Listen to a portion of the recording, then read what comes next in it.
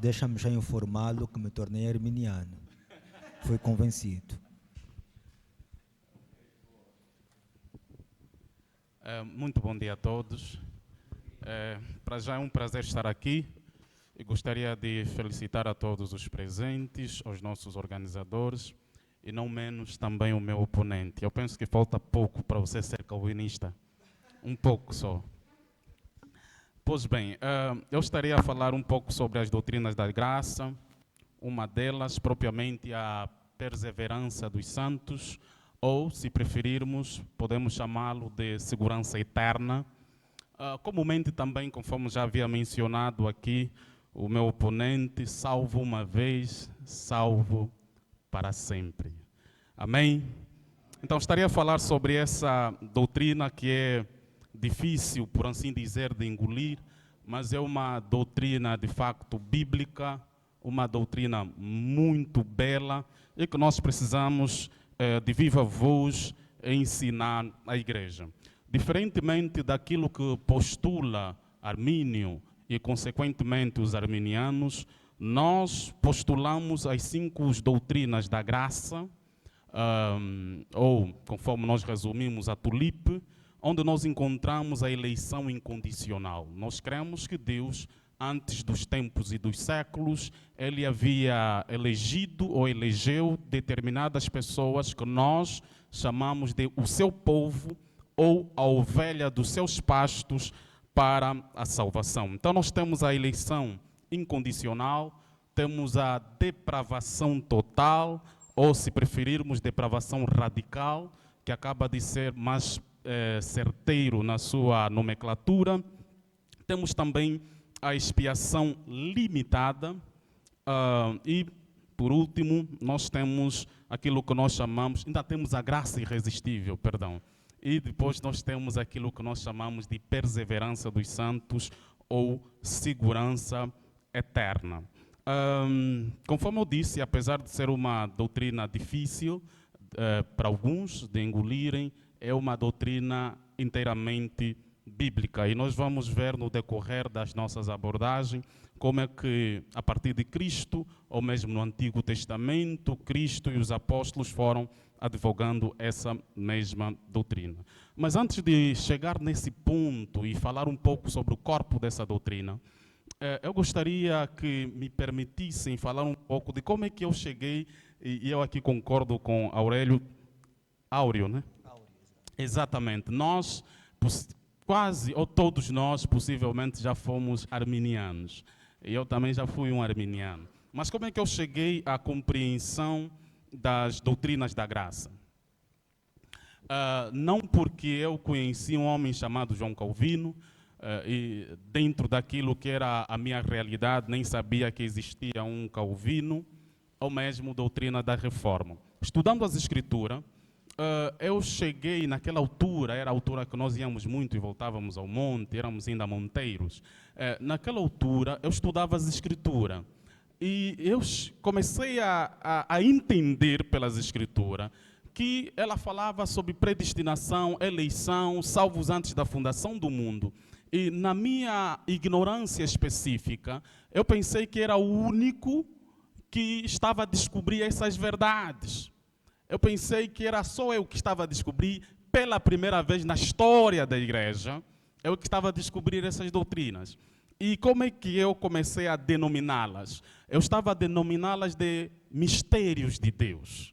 Porque parece que naquela altura, 2010, 2011, 2012, nós éramos ávidos por mistério, porque também estávamos impactados um tanto quanto pelo pentecostalismo. Então, nós tínhamos essa avidez pelos mistérios, porque nós tínhamos uma influência muito grande de Marco Felicianos e companhia. E eu comecei a denominá-lo de mistérios de Deus.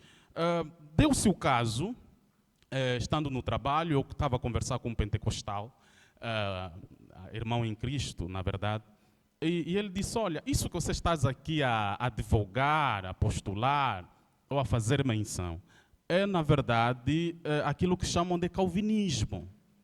Eu fiquei meio que espantado, afinal de contas, não sou o único, eu pensei que era o único, e eu queria me gabar de que estava a descobrir alguns mistérios.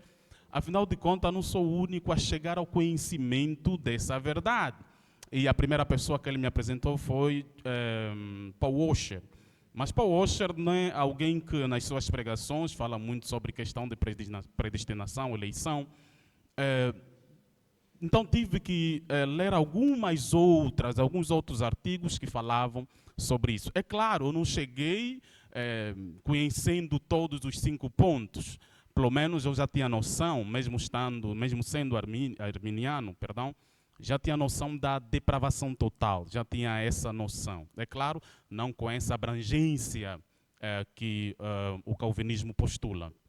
Então tinha noção da depravação total, conhecia a eleição, a predestinação, e estava também a conhecer a perseverança dos santos, também não com essa nomenclatura. Depois é que eu me deparei com a graça irresistível, e que eu estava a resistir em crer, mas pela graça de Deus cheguei a crer. Exato. E depois temos a expiação limitada. Então, cheguei à conclusão inequívoca que essas doutrinas são de facto bíblicas. Daí me abri para esse horizonte dos reformados, onde nós encontramos isso de forma mais bem sistematizada. Abri esse parêntese para nós entendermos que essas doutrinas não são a doutrina de Calvino, ou de Agostinho, ou de Martinho Lutero. São doutrinas que nós depreendemos das Escrituras, que nós apreendemos ou inteligimos a partir das Escrituras.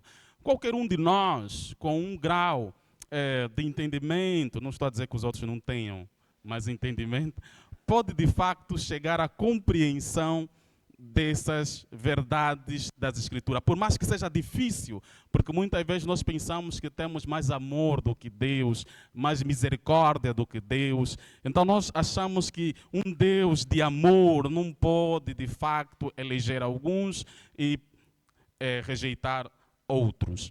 Então o que é que defende a perseverança dos santos?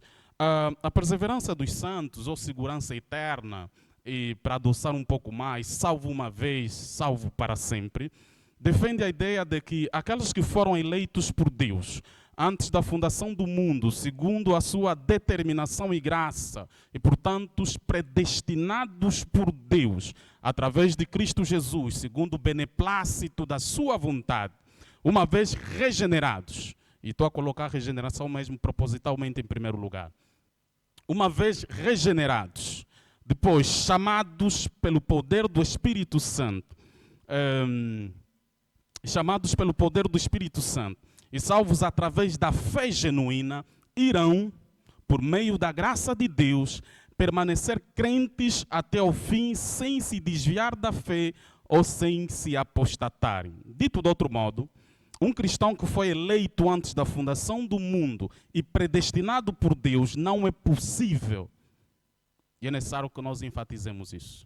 Não é possível que perca a sua salvação. Sendo assim, Deus, através da sua graça, e eu corroboro com o meu oponente, Ele guarda o crente ou cristão de tropeçar de modos que perca a sua salvação.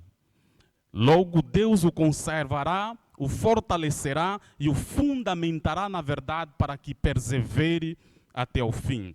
Daí a ideia de perseverança dos santos. Portanto, como calvinista, nós entendemos que a perda da salvação é um contrassenso com aquilo que nós advogamos sobre a salvação vindo do Senhor. E é um contrassenso contra aquilo que nós chamamos de vida eterna. A partir do momento em que o cristão ele crê genuinamente em Cristo Jesus, passa o pleonasmo, ele tem a vida eterna, passou da morte para a vida e não morrerá jamais.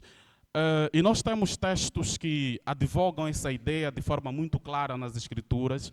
Nós temos João 10, versículo 27 e 30, depois teremos tempo para ler isso. 1 de Pedro, capítulo 5 e 10, onde o apóstolo vai dizer: o Deus de toda a graça, que em Cristo Jesus vos chamou à sua eterna glória, depois de terdes sofrido por um pouco, Ele mesmo vos há de aperfeiçoar, firmar, fortificar e fundamentar.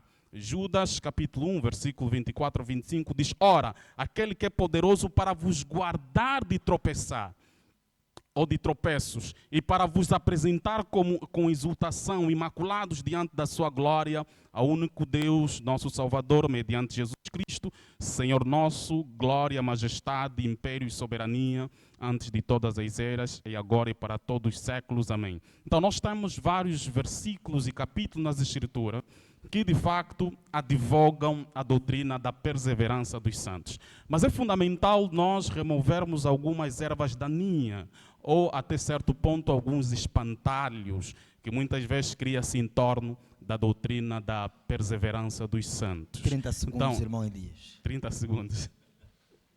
Exatamente. Então vou Dizer correr. que Deus decretou esta minha palavra antes da fundação do mundo. E antes da fundação do mundo. Entretanto, conforme eu já disse, a perseverança dos santos não elimina, em hipótese alguma, muito pelo contrário, confirma as advertências de Deus quanto aos perigos da apostasia. Também não significa que os cristãos estão imunes de toda a tentação e perigos existenciais. Porém, esses perigos e infortúnios jamais desviarão o crente de Deus. Quem nos separará do amor de Deus? Não significa que os cristãos verdadeiros não irão pecar ou até mesmo cometer pecados escandalosos. Entretanto, eles não se perderão totalmente ao ponto de não retornarem a Deus. Temos exemplo de filho pródigo de Davi, temos exemplo de Pedro que negou 3 vezes a Cristo Jesus. Também não significa que não irão esfriar na fé, Amém. Entretanto não permanecerão nesse estado. Amém. Muito obrigado. Para não dizerem que